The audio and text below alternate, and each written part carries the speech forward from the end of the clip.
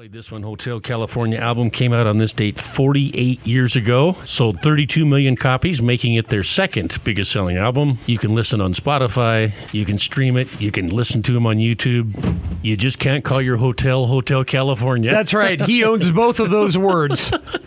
Gosh. Crazy. The Breakfast Flakes podcast brought to you by the Blue Cat Bar and Grill. Next to the Roadside Event Center in Huntley. The Blue Cat. It's where it's at. 522. Mark and Paul checking in.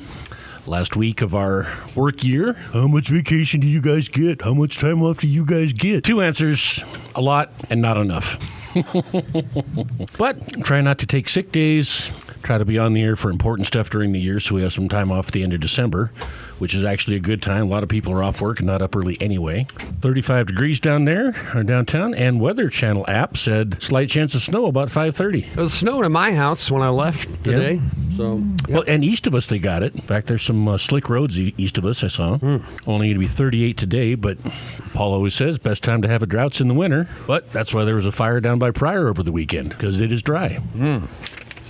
Well, boy, bad weekend for fire with the wind. Yeah. God, it was windy yesterday. Gee. And of course, that's the day that I decided to start moving some manure and stuff with my dozer yesterday, which was stupid, but I figured I'm going to do it anyway. Well, you had it scheduled and it's got to I be done. did. Yeah. So, and powdered manure dust is flying over you and everything. So I just, But you're right. I had that on my list for the day. And, Well, all of your jobs, unless it's an absolute downpour or too much snow or something, are just like Flakesgiving. I'd prefer it wasn't snowing, but guess what? yeah. Well, I've been doing some fencing and stuff, and I got some braces I'm building, but I didn't really want to do that in a 100-mile-an-hour wind, so I don't know what led me to get on that thing and start pushing manure, but that was stupid. But I did what I needed to do, and so, geez. Folks, we got a gal here that we work with and have worked with for a long time. And Heather has been in our corner and helped us with so many things. Did all the accounting and made the deposits this year for Flakesgiving and helps us with computer stuff. And she and her husband are huge Bobcat fans. So they went up and they tailgated this weekend before the Bobcat game. You send a email or two to the right place, you know who shows up as your tailgate? Wadad Cruzado. Oh, yeah? Yeah, got a picture of it on Facebook. She's awesome. Everybody I've talked to says that's ever met her. Bull Gobcats. Yep. Last year, she's done. She's done in June, I think. So they're going to miss her. In fact, she's in charge of the whole university system. Right. I mean, she's in charge of Western, UM in Missoula, Montana State, MSU North. She's in charge of everything. Okay, I didn't know that. Yeah. They're going to miss her. Blue and gold. She bleeds blue and gold. There's no doubt about it. So, and they won easily. They look good. Yep, they won easily over the weekend. The Grizz lost, and so now we just have the Cats in it. But and one of the Grizz quarterbacks that started occasionally is going to transfer. Oh yeah, Yeah. started occasionally. Well, don't let the door hit you in the rear end on the way out. That's right. Good luck. Good luck.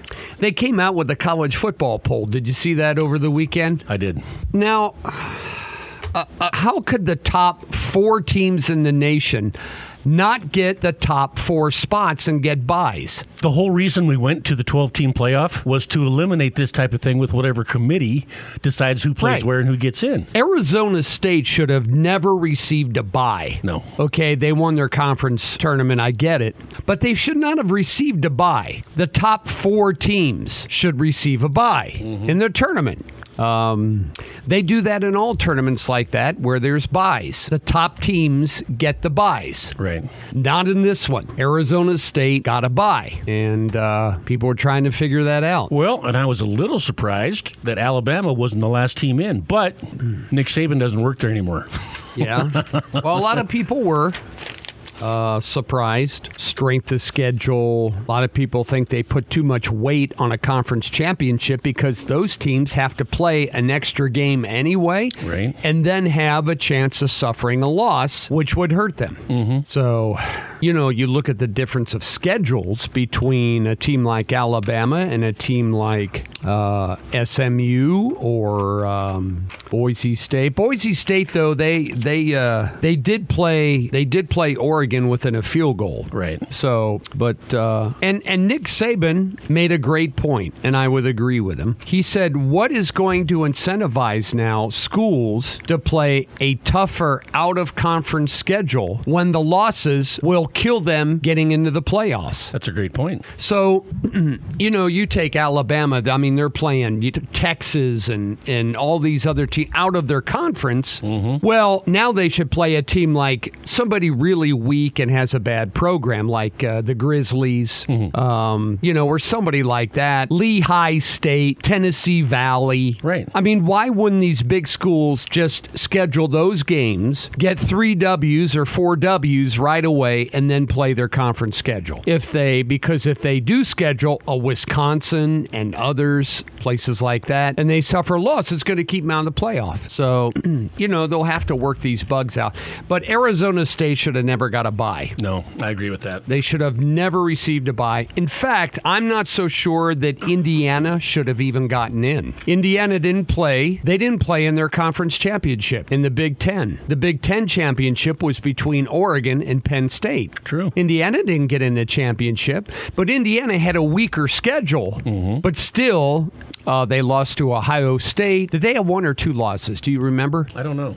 But I can't remember. But I don't think Indiana probably should have gone in. Ohio State got in. Penn State got in. Penn State was in the championship against Oregon. Oregon got in. So there's 3 teams from the Big Ten already. You got the top 3 teams in the Big Ten. Oregon. Illinois is 9-3. Indiana, you mean? Oh. Oregon, Ohio State, and Penn State. Okay. They're the top 3 teams. And Indiana's 11-1. 11-1. See, they only had 1 loss. They lost to Ohio State, but their other victories were weak. Mm-hmm. Michigan State, the other Purdue, those teams in the Big Ten. They only played one of those teams in the Big Ten that are in the top 3. They only played one. They only played Ohio State, and they lost to them. They didn't even play Penn State, and they didn't even play Oregon. Jeez. And they're in. There's already 3 in the Big Ten. So a lot of people are raising hell about SMU. I don't think Indiana should have got in. But we don't vote, and we don't know what the committee decides and why they do it. So the Big Ten's got 4 of those teams in there. But Arizona State should have never received a bye.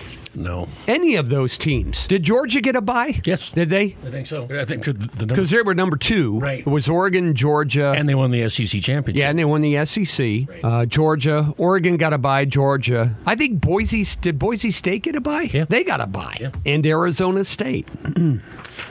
And you could make an argument that a lot of the first-round games for these schools are going to be a much, much more difficult game than their second game when they get and play either Arizona State or Boise State. Mm-hmm. Boise State's pretty good, but still, when you look at strength of schedule and things like that, and, well, we'll see. We'll see. Boise State gets the winner of SMU and Penn State. Yeah. If Boise State goes up against Penn State, I watched Penn State play Oregon. They're almost unstoppable on offense. Okay. It takes 1,000,000 points to beat them, like Oregon did. But that was back and forth. I don't think they can play with Penn State, but we'll find out. Right. And those results will let you know whether the committee put those teams in the right spot or not. And the very reason that they changed from 4 teams to 12 is so that we could play the games and see. Yeah, so exactly. The committee doesn't have as much of an impact on picking the national champion. Mm-hmm. Plus, don't underestimate, for these schools,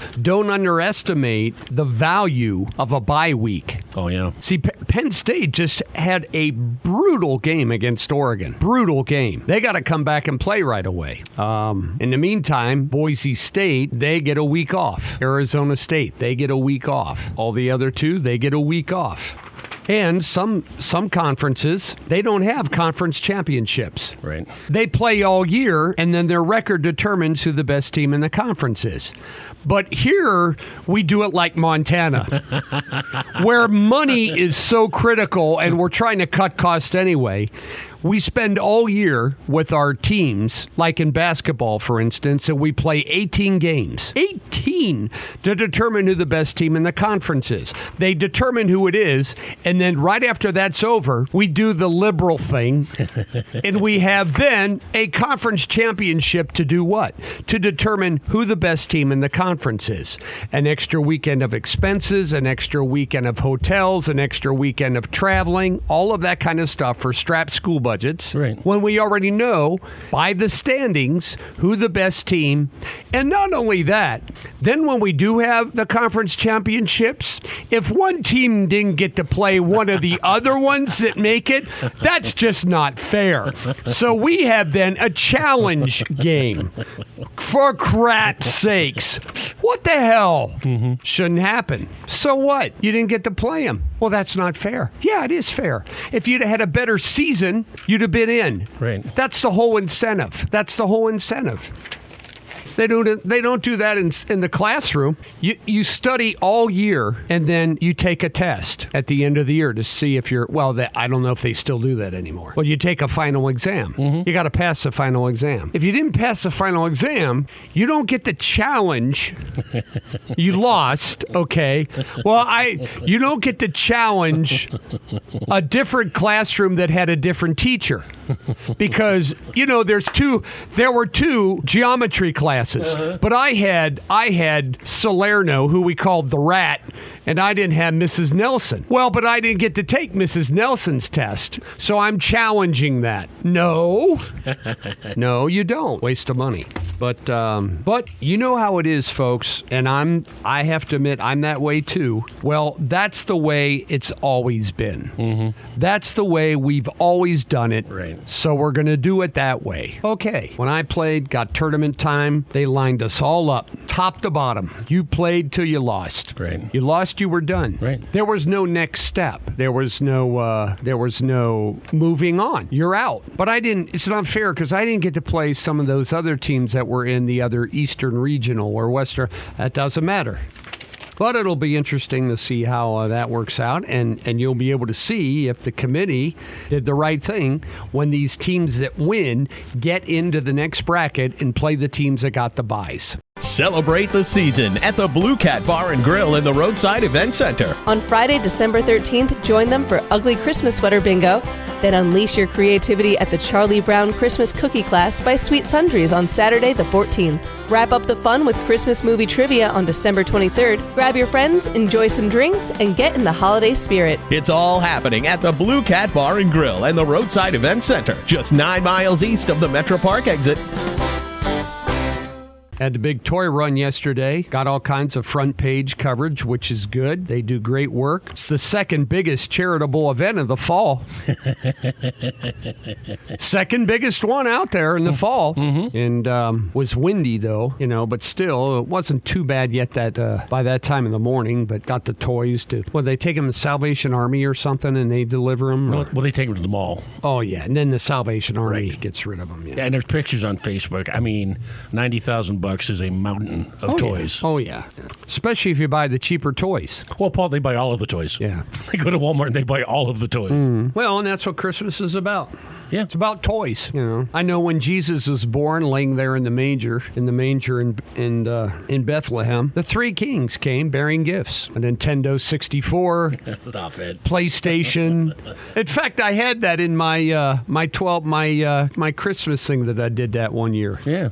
I think I still have that. That doesn't shock Mark that I saved it, but I had that here somewhere. If I find that, I know I have that here somewhere, but Yeah, because it's been quite a while since you've read it. yeah, spend a lot of time writing it. Oh, I did save a Flakesgiving thing one year. That this was from 2022. It was cold that day. We were loading up boxes, and that was our 35th year anniversary. So we did get a good coverage out of that from the Gazette that year, and Steve Daines saw it and signed it, Right. and sent it to us, and got a picture of Mark and I and some others there. So that was good. So yeah, they cover us, so I'm not upset about it. Oh, yeah. Here it is right here. Let's see here. Man, oh man. Did you see my glasses anywhere? Harriet! Where's my glasses? And I took those. That's a big part of today's program. Wait, there they are. Glasses. Now, I'm not sure a lot of this stuff in here, because I did this many, many years ago. I'm not sure a lot of this stuff today would be even politically correct. Because that is always such a big concern. Well, of yours. it is. Let's see here. Oh, yeah. Okay. Some of this stuff is pretty funny. Okay, so let's see if I can read this. You got any Christmas music, Mark? Like Little Town of Bethlehem or something like that? This is the true story of Christmas. God, my handwriting was bad when I wrote this down. And look what I wrote it on. Nobody does this anymore. Mark, that's loose leaf paper. It is. Nobody writes that way anymore. And and when you hear it, it's gonna be really, really outdated. But let's see here. Okay, I gotta make sure I got page 1. I got it. Page 2, I got that. Page 3 and page 4. 4 pages of that I wrote? I did. All right, let's see here. Oh, well, anyway, this was the true story. Well, they do like the Passion Play. They do the Christmas story. 2,000 years ago, God didn't like the direction Earth was going, so he decided to send down his son and check it out. High taxes, excessive fishing of tuna, etc. He had to find the perfect motive. So after online voting was complete, the Virgin Mary was chosen. Now, Mary was about to be married to Joseph from the West End. They met on eharmony.com.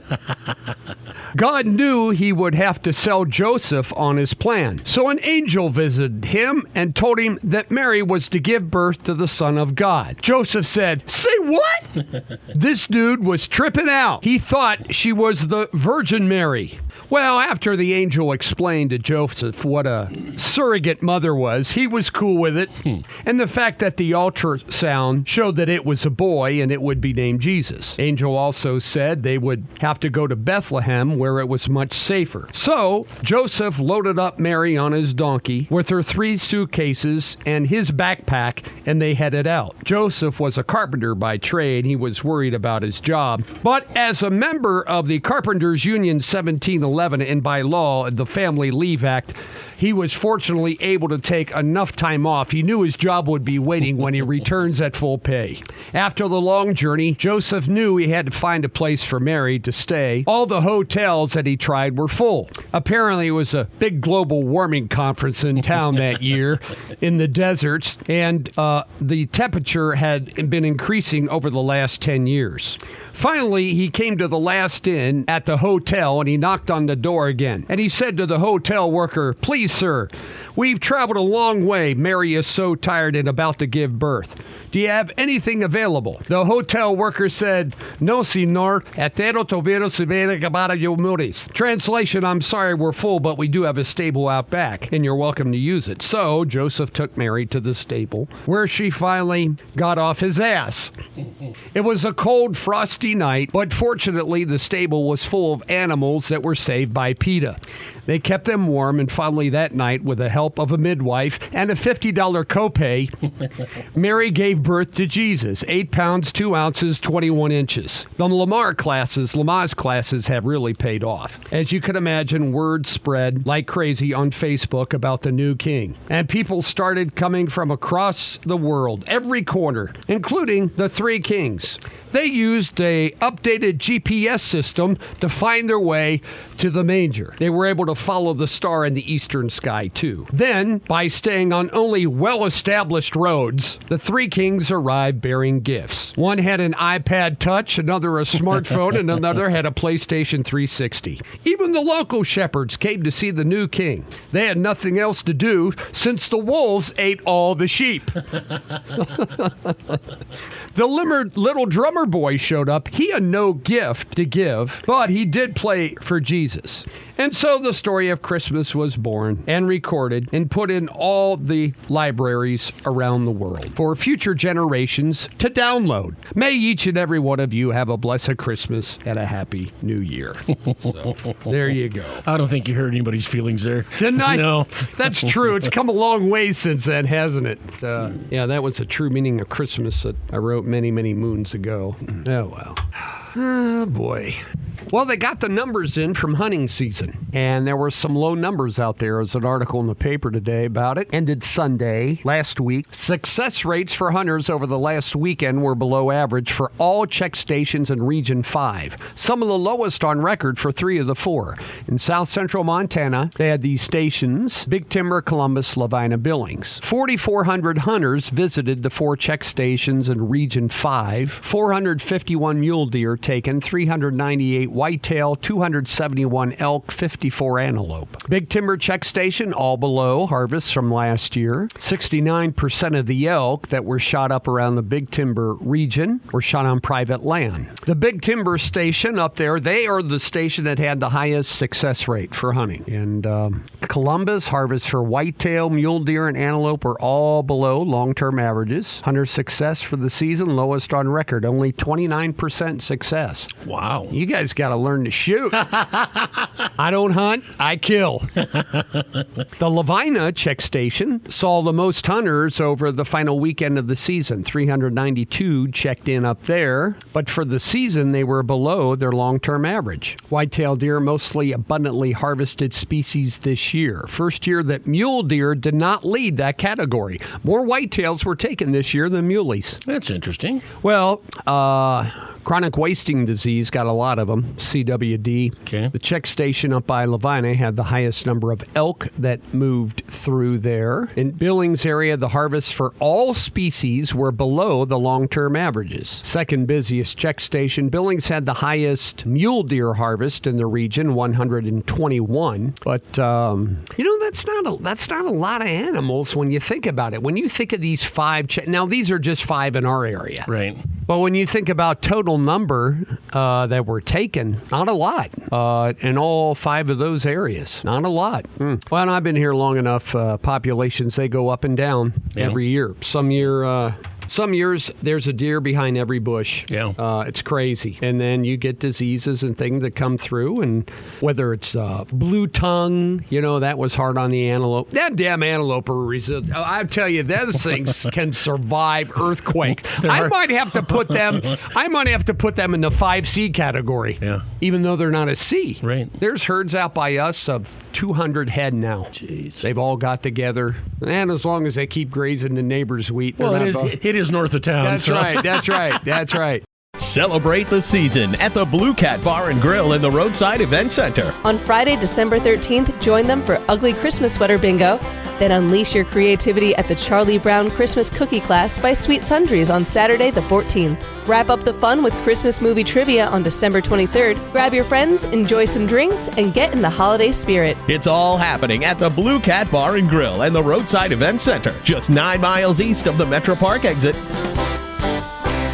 But they bounce back. They come back and bounce around, and they've done it for millions of years, even without FWP permitting people to shoot them. I was told you back in the early 1900s, folks, in the early days of Montana, they had just about every rabbit wiped out because they were eating them. But everything trends, new diseases, stuff like that, up and down, all around. Some years elk are up, deer are down. Some year deer are up, elk are down. Some years antelope are up. The other 3 are down. So, but it happens. They reran the Yellowstone Wardens TV show last night. Oh, yeah? And they came to Region 5, which is us. But for everything the show Yellowstone has done to promote tourism, Yellowstone Wardens takes us the other way because everybody's either drunk driving and looking for deer, drunk and shooting from the pickup. No tags. Shooting from the road, no tags. Yeah, oh, yeah. And last night, they went and got a little footage of the Yellowstone River boat float. Oh, did they? They did.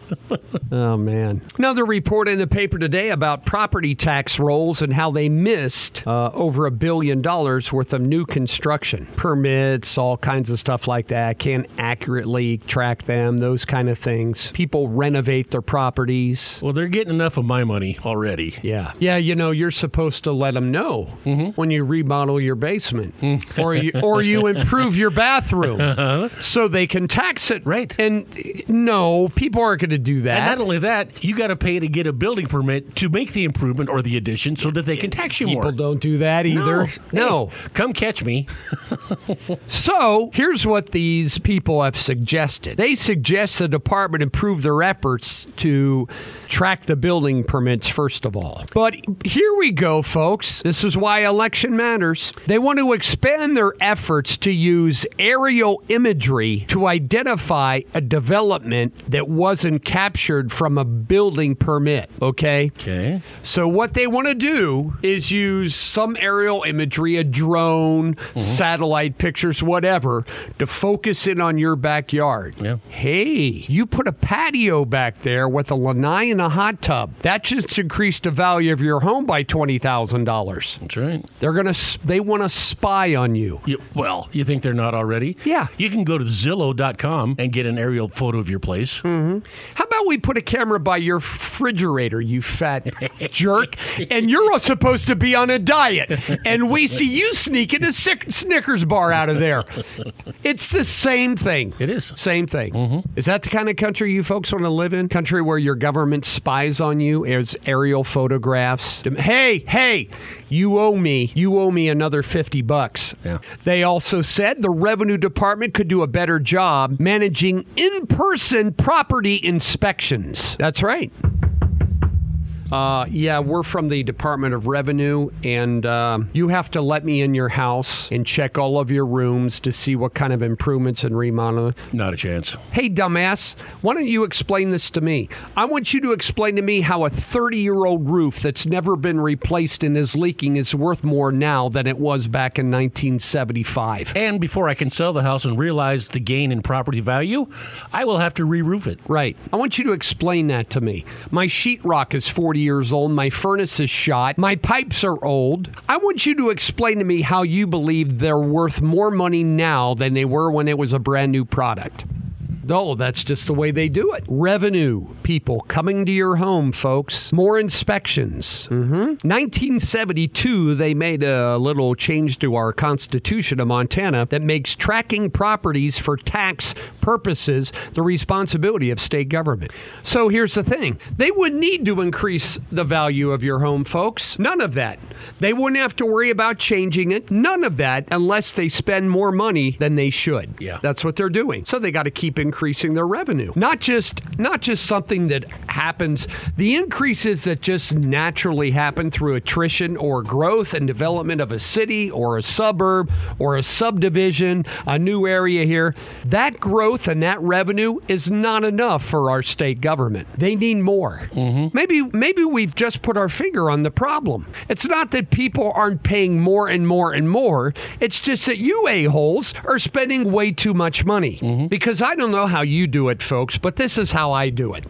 I look in my checkbook. I see how much money I have in there. I know I can only spend so much of that money. Not governments. They've got all these lists, and we've got all these things we want to do. This is how much money we're going to need, but we're not taking quite that much in. So what do? We have to increase our revenue now somehow. So we're going back to you. Rather than cutting spending, diminishing our programs, making government smaller, we're going to somehow, some way get revenue to fund the way we want it funded. And so we're going to use a drone to fly over your neighborhood or your home or your whatever we got to do. Aerial surveillance, really? I got a message here from a guy. Tax lady already mailed me an aerial picture of my awning, then showed up a week later and took pictures. There you go. See? Who wants to live in a country like that? No. Now, you know what would really screw them? If people in Montana voted to get rid of property taxes. Yeah. Oh, no. What are we going to do now? We just can't raise your value now. That's right. You can't. The Revenue Department keeps a database of each of the state's 1 million distinct properties and their estimated value. That, once again, which is phony, fake. They're taxing you all on unrealized value. That's right. We remember the email we got a few weeks ago. Here's a guy. He's paid enough property taxes in 10 years to buy his house again. Yeah. Well, we think your house is worth this much. Well, it's not worth that much until you sell it. And if I don't sell it and I live in it, I'm not realizing that cash value. And when I sell it, you're going to take capital gains taxes on top of it. Anyway, you see what a rotten system this is, folks? We've been trying to explain this to people for years and they don't get it. That's why you should get into the fairgrounds free. They're charging you every year on your home for the fairgrounds and you don't get in free. Every year, paying a tax. Every year. And it's a paid-for building. It's paid for. 1 million properties in their database. When a vacant lot is developed into a higher value home or business, or a homeowner makes their property more valuable by adding an addition, the department then updates their records. Well, that's great. But I didn't remodel my other bathrooms and my family room, and they are worth far less than they were 20 years ago. Oh, not by our standards. See how they do it? Then when it comes time to calculate, they list all the properties, goes through the county treasurers, who factor in the collection rates necessary to fund local government. Well, isn't that nice? Then they decide how much local government needs to run, and then they determine the value of your mills. Yeah. Mark's shaking his head. That's how they do it, folks. I've been trying to tell you this system sucks. It's no good. The tax bills are then calculated proportionally to each property's share of the local tax base, which isn't good. So if you have an $800,000 home, theoretically, you're responsible for twice the share of a school or law enforcement than somebody that has a $400,000 home. Now, why is that fair? It's not. Why should Mark lives on one side of the street, I live on the other. Mark's home is like brand new because all he does is sit on the couch. He hasn't touched anything in there. His home is worth $800,000. Mine, on the other hand, I had 4 kids. My house needs work. It's dilapidated. My bathrooms need to be remodeled. My house is only worth $400,000. Yet Mark and I both go to work at the same time every day and use the road exactly the same. But Mark has to pay more for that road than I do. That's right. Why? It's not fair. No, it's not fair. Not fair at all. Not fair at all. You're penalized for being successful. Yes, you are. Is what it is. Folks, this properties tax system we have in Montana is ridiculous. It's stupid. It's outdated and antiquated, and we need to fix it. And most importantly, we need to reduce the cost of government. Why do you think Elon Musk and Vivek Ramaswamy are heading this new Department of Government Efficiency agency? They're going to reduce the waste in our government, and we have a lot of waste here. Yeah. You have waste local, you have waste city, you have waste county, and you have waste federal. Folks, tax revenue, damn it, I keep trying to tell you, tax revenue is not the problem. It's the spending. You folks are working to your lunch hour today to pay government first. Every single day of your whole year. The first part of your day, you work for the government. The second part of your day is what you get to keep. Who in the hell, if you explain that to them, who wants to do that? Well, you're doing it, and you keep voting for people. 25,000 people in Yellowstone County love this kind of stuff. That's how they voted in this last election here. They want to actually try to pit neighbors against neighbors, which is bad. Because listen to this article. If the state revenue department fails to get the renovation of your neighbor factored into the property tax rolls, they don't see a tax increase, and so its neighbors don't see a corresponding decrease. That's right. Well, then, if there is a decrease, everybody's homes every year, if you don't remodel or improve, those values should be going down, not up. Right. Because if an improvement makes the house worth more, then a non-improvement would make the house worth less, right? In theory. My toilet is worse now than it was 20 years ago. Anything you got, appliances, hot water heaters, all those kind of things, folks. We have through attrition these increases to our tax base every year. New businesses, look how many new homes, new apartments, new condos, they all go up. That's adding revenue every year. Use that as your increase. Many local government leaders said they rely on taxes from new developments to keep their budgets workable and pay their public expenses. For instance, when gas for police cars goes up or salaries for librarians grow with inflation, they need to increase it. Okay, then what happens now when the price of gas gets lower? Our taxes don't go down. Never goes down. In fact, you're dumb, because when gas is cheaper, more gas tax then is spent because people buy more gallons. Yeah. Oh. Auditors note department staff often don't have time to check properties to ensure the accuracy of their data. At a state level, the auditors said they estimate that the Revenue Department is failing to identify 14% of the new value of residential construction each year. In comparison, the auditors said the total value of residential properties across Montana was about $114 billion in 23. Montana's people paid $1 billion in property taxes on residential properties alone in 2022. But it's an outdated, antiquated system, folks. That's all there is to it. And no matter what system they put in place, they're going to rig it. Yeah. It's going to be rigged. Doesn't matter what it is, whether it's a flat tax or anything like that, it's going to be rigged. It's going to be rigged. Revenue. Governments are all now about revenue. Governments, when they were created, were never about revenue. We didn't even have a federal income tax. Never about revenue. Now it's all about revenue and spending and programs and money and the people that make their life and living doing it. All you federal workers, you better be packing your bags because there's a new sheriff in town. And you people that are staying at home taking bubble baths while you're on your Zoom conference and stuff, guess what? You're not going to like the new sheriff. No. 1% go to the office 5 days a week. 1%. We pay for that. Yeah, we do. Your vote matters, folks. Taxes. It is not a tax problem. It's not a tax problem for the feds. It's not one for the state. It's not one for our city. They all have spending problems. And until we get that through our little noggins, it'll never get fixed. No. It'll never get fixed. So that's okay. I got bigger problems. Where's my charger? Anybody see my charger? Folks, we'll get rolling here. First news coming up, 6:14. The Breakfast Flakes podcast brought to you by the Blue Cat Bar and Grill, next to the Roadside Events Center in Huntley. The Blue Cat, it's where it's at.